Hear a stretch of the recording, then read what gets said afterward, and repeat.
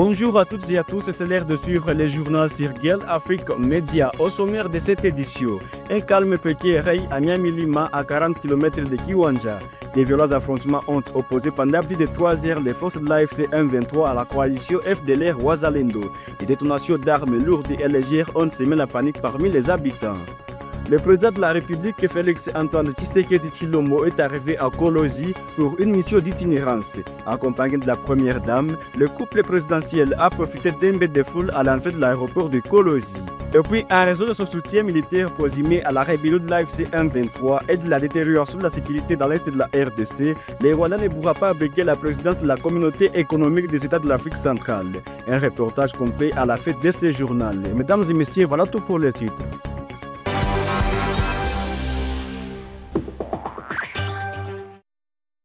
Un calme petit règne à Nyamilima, à 40 km de Kiwanja. Des violents affrontements ont opposé pendant plus de 3 heures les forces de l'AFC M23 à la coalition FDLR Ouazalendo. Des détonations d'armes lourdes et légères ont semé la panique parmi les habitants. Reportage. Calme précaire règne à Nyamilima, agglomération située à 40 km de Kiwanja, dans le groupement de Binza, territoire de Rutshuru au nord Kivu, depuis l'après-midi du lundi 9 juin. La matinée a été marquée par des violents affrontements qui ont opposé pendant plus de 3 heures les éléments de l'AFC M23 à la coalition FDLR Ouazalendo. Les détonations d'armes lourdes et légères ont résonné dans cette cité stratégique, sémant la panique et la terreur parmi les habitants. Une fillette a été tuée, touché par une balle à son domicile, selon des sources locales. Les Ouazalendo se sont infiltrés dans l'agglomération de Nyamilima vers 9 h locales. Des tirs nourris d'armes lourdes et légères ont suivi jusqu'à 11 h. Les éléments de la FCM 23 les ont repoussés jusque dans la forêt. Le calme est revenu dans l'après-midi et les gens circulent à nouveau dans la cité. Malheureusement, nous déplorons le décès d'une fillette atteinte par une balle, a témoigné un habitant à Nyamilima à actualité.cd. Des sources médicales confirment le décès de l'enfant âgé d'au moins 13 ans et soulignent les incursions répétées des Ouazalendo qui cherchent à reprendre le contrôle de Nyamilima. Il s'agit d'incursions de la coalition FDLR et Mai Mai. Les tirs d'armes lourdes et légères ont duré jusqu'à 11 h 30. La situation est actuellement calme car les assaillants se sont retranchés dans le parc poursuivis par les rebelles de l'AFC M23. Les bilans provisoires fait état d'une fillette de 13 ans décédée, victime d'une balle perdue à son domicile, a précisé un agent de santé de la zone. Ces affrontements récurrents dans le groupement de Binza surviennent alors que les négociations entre Kigali et Kinshasa, menées sous la médiation du Qatar à Doha, progressent lentement. La médiation a demandé aux délégations de la RDC et du Rwanda de consulter leurs dirigeants respectifs afin de rapprocher leurs points de vue avant de reprendre les discussions. Parlons justice, le procureur général près la Cour de cassation, Firmin Mvonde, a officiellement demandé à l'Assemblée nationale ce lundi 9 juillet l'autorisation d'engager des poursuites judiciaires contre le ministre de la Justice Constant Mutamba. Reportage. Coup de tonnerre dans le monde judiciaire congolais et le procureur général près de la Cour de cassation, Firmin Mvonde, a officiellement demandé à l'Assemblée nationale l'autorisation d'engager des poursuites contre le ministre de la Justice, Constant Mutamba. En cause, un détournement présumé de fonds colossaux destinés à l'indemnisation de victimes de la guerre de 6 jours à Kisangani. Lors d'une séance plénière explosive, le réquisitoire du procureur a été lu, accusant le ministre Mutamba des détournements de fonds publics. Des accusations graves étayées par des éléments troublants. Selon le procureur Mvonde, les explications du ministre lors de ses auditions n'ont fait qu'aggraver la situation. Une société fantôme, Zion Construction, est au cœur de l'affaire. Le réquisitoire est accablant. Constant Mutamba n'aura pas vérifié l'existence de cette société ni contrôlé les travaux réalisés. Zion Construction ne serait qu'une façade créée pour détourner l'argent destiné aux victimes des lagueurs. Les associés présumés sont activement recherchés. Le ministre Mutamba, attendu pour sa 3e comparution, a brillé par son absence, se faisant représenter par ses avocats. Un dernier rendez-vous est fixé à jeudi. S'il ne se présente pas, un mandat d'amener pourrait être émis. Cette affaire prend une ampleur considérable. Le procureur Vondé avait déjà obtenu une autorisation pour enquêter sur un détournement présumé des 19 millions de dollars destiné à la construction d'une prison à Kisangani. Les anomalies se multiplient, renforçant le charge contre le ministre. L'essor du ministre Mutomba est désormais entre les mains de l'Assemblée nationale. La justice congolaise sera-t-elle en mesure de faire la lumière sur ces accusations de détournement? L'affaire promet de secouer le gouvernement et de raviver les tensions politiques. Nous suivrons de près cette affaire. Toujours à Kinshasa, le vice-premier ministre des Transports, Jean-Pierre Bemba, a confirmé que la fermeture de l'aéroport de Goma est une décision du gouvernement congolais. Plus de détails à suivre dans ces propos recueillis pour vous. Qu'est-ce qui se passe? Non, mais la RVA est l'entreprise de l'État qui contrôle les aéroports et qui gère les aéroports. À partir du moment où nous n'avons pas le contrôle et de Goma et de Bukavu, nous avons mis un NOTAM, c'est-à-dire une notification internationale pour dire que cet aéroport n'est plus servicible et ne plus utilisable. Et à partir de ce moment-là, aucun avion ne peut atterrir dans ces aéroports. Donc c'est une décision congolaise qui fait qu'on ne puisse pas les utiliser. Oui, c'est une décision du gouvernement congolais, effectivement. Ce n'était pas le brouillage des ondes par le Rwanda mais ou le Rwanda, bien sûr, c'était exposé et brillé par le sabotage de nos aéroports avec des équipements de brouillage au niveau des équipements de navigation. Et effectivement, non, c'est simplement une décision de dire que puisque on a le groupe de terroristes qui sont maintenant là-bas dans ces deux villes. Ces aéroports ne sont plus sous contrôle et on ne verra pas comment est-ce qu'ils peuvent atterrir là-bas à partir du moment où la RVA n'a pas le contrôle sur ces aéroports. On parle du Rwanda, parlons de... Le président de la République, Félix Antoine Tshisekedi Tshilombo, est arrivé à Kolosi, chef-lieu de la province du Lualaba, pour une mission d'itinérance. Accompagné de la première dame Denis Nyakeru, le chef de l'État a été accueilli chaleureusement par la gouverneure Fifi Masuka, les autorités et une foule enthousiaste. Le couple présidentiel a profité d'un bain de foule à l'entrée de l'aéroport de Kolosi. Reportage.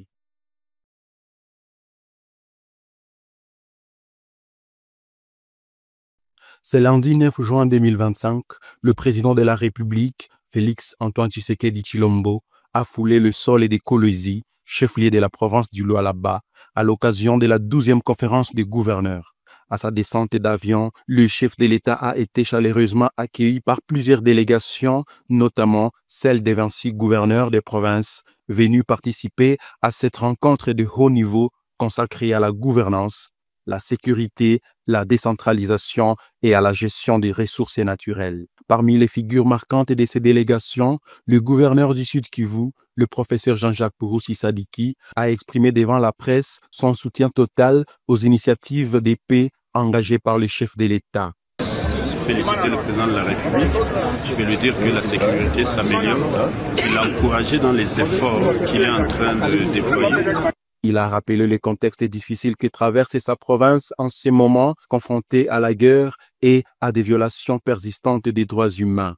Et nous sommes venus ici pour passer l'agenda du Sud Kivu, pour vraiment donner des détails sur la souffrance que vivent nos populations, surtout dans les territoires occupés par l'ennemi, pour dénoncer les graves violations des droits de l'homme. Déterminé à faire entendre la voix des populations du Sud Kivu, le gouverneur Jean-Jacques Purusi Sadiki a salué les efforts du président de la République pour le retour effectif de la paix dans la partie est de la République en général et dans sa province en particulier, soulignant que seule la stabilité durable permettra de poursuivre l'élan du développement engagé depuis sa prise de fonction.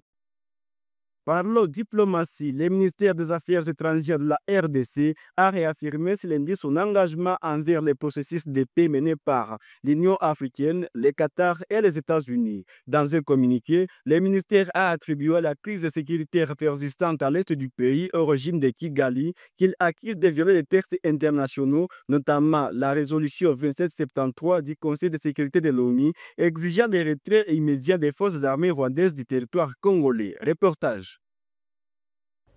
Dans un communiqué diffusé ce lundi, le ministère des Affaires étrangères de la RDC a réaffirmé son engagement envers le processus de paix mené par l'Union africaine, le Qatar et les États-Unis pour résoudre la crise dans l'est du pays. Cependant, Kinshasa pointe directement du doigt le Rwanda. l'accusant d'être à l'origine de l'instabilité sécuritaire. Le ministère dénonce les mépris de Kigali pour les textes internationaux, notamment la résolution 2773 du Conseil de sécurité de l'ONU, qui exige le retrait immédiat des forces armées rwandaises du territoire congolais. Le communiqué exprime également la vive préoccupation du gouvernement congolais face à une tendance inquiétante du Rwanda. Se retirer des traités ou bloquer le processus d'aucune obligation de rendre des comptes est évoqué. Selon Kinshasa, cette attitude, trop longtemps tolérée, conduit à des accords sans redevabilité et donc sans pérennité. Participer à un processus de paix ne saurait signifier effacement du passé, ni immunité pour des crimes graves, souligne le ministère. La RDC alerte ainsi sur le comportement qui fragilise la stabilité régionale et le respect des traités multilatéraux. Elle rappelle que les actions du Rwanda violent l'article 34 du traité révisé de la Communauté économique des États d'Afrique centrale, CEAC, qui interdit les recours à la force entre les États membres. L'on ne saurait invoquer certains droits tout en bafouant les obligations fondamentales du même traité et les droits de notre État membre, insiste le ministère. Un instrument juridique s'applique dans son intégralité, sinon il perd toute sa portée. Face à ces accusations, la RDC appelle les institutions régionales et internationales à réaffirmer par des actions concrètes leurs engagements envers la légalité, la responsabilité et l'intégrité territoriale des États. Une cérémonie de remise est reprise à Yé ce samedi 7 juillet 2025 au commissariat provincial de la police nationale et congolaise du site Ubangi. Le commissaire divisionnaire Konlade Kamana Wimana, désormais directeur des études et planification de la PNC, a cédé son poste au commissaire divisionnaire adjoint Safari Kazingufu Jean-Félix, récemment nommé par le chef de l'État. Reportage. Les hommes passent, les institutions restent, on n'en dira jamais assez. C'est le cas de le dire à la tête du commissariat provincial de la police nationale congolaise Sud-Ubangi, où au terme de la récente mise en place, le commissaire divisionnaire Kanol de Kamana Wimana a été promu directeur d'études et planification de la police nationale congolaise et remplacé à ce poste par le commissaire divisionnaire adjoint Jean-Félix Safari Kazingufu. La cérémonie de remise-reprise entre les deux a eu lieu ce samedi 7 juin 2025 au siège du commissariat provincial du Sud-Ubangi à Gemena en présence des deux nouveaux adjoints provinciaux chargés respectivement de la police judiciaire et de l'appui et gestion. Étaient aussi présents les autres officiers supérieurs et subalternes ainsi que les agents de la police nationale congolaise Sud-Ubangi.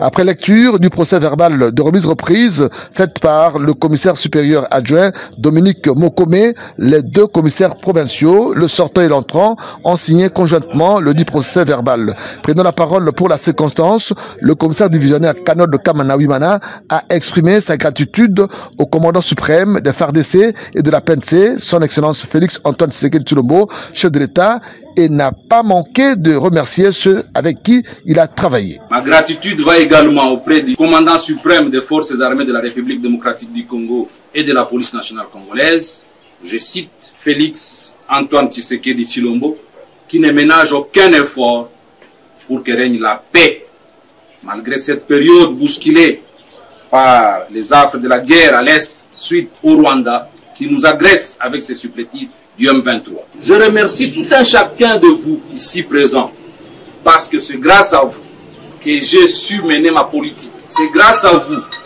que nous avons sécurisé les territoires du Sud-Ubangi. C'est grâce à vous que nous avons sécurisé la ville de Gemena. Je vous remercie pour m'avoir accompagné. À vous, aujourd'hui, je demande de poursuivre dans le même lancer, d'assister, d'appuyer, de réfléchir pour le nouveau commandement. Le commissaire divisionnaire adjoint Safari Kazingufu, qui est à mes côtés avec ses trois adjoints, le pôle ADEM restant à Kinshasa pour certaines urgences, mais qui va les rejoindre. Les hommes passent. Les institutions restent. Pour sa part, le désormais commissaire provincial de la PNC Sud-Ubangi a indiqué qu'il est venu prendre la relève de son prédécesseur, sécuriser les personnes et leurs biens et encadrer les policiers pour bien accomplir leur mission régalienne. Je suis commissaire divisionnaire adjoint Safari Kazoulou Jean-Félix, le commissaire provincial Sylvain. Être ici, ce n'est pas une charge. Donc, c'est une routine. Parce qu'on dit les hommes, vous l'avez dit, les hommes passent, les hommes restent. Et je ne vais pas remplacer le commissaire provincial sortant, non. Je viens lui relever. Donc là où il s'est terminé, c'est là où je commence. Là où je viens sécuriser la population et l'air. En raison de ce soutien militaire présumé à la rébellion de l'AFC M23 et de la détérioration de la sécurité dans l'Est de la RDC, les Rwandais ne pourront pas abriquer la présidente de la communauté économique des États d'Afrique centrale. La Guinée équatoriale, représentée par Théodore Obiang Nguema, conserve donc la présidence de l'organisation. La situation sécuritaire dans l'Est de la République démocratique du Congo reste préoccupante. Le soutien militaire du Rwanda à la rébellion de l'AFC M23 a conduit à une décision forte au sein de la communauté économique des États de l'Afrique centrale. Les Rwandais est écarté de la course à la présidence de la CAC, qui reste donc assurée par la Guinée équatoriale et son président Théodoro Obiang Nguema. Une décision qui intervient dans un contexte de tensions persistantes entre Kinshasa et Kigali. À marge du sommet de la CAC qui s'est tenu en Guinée équatoriale, le ministre congolais de l'intégration régionale Didier Mazenga Mukanzu a précisé les enjeux de ces renouvellements des instances de l'organisation. La CAC s'apprête donc à renouveler les titulaires de cette poste clé de sa commission.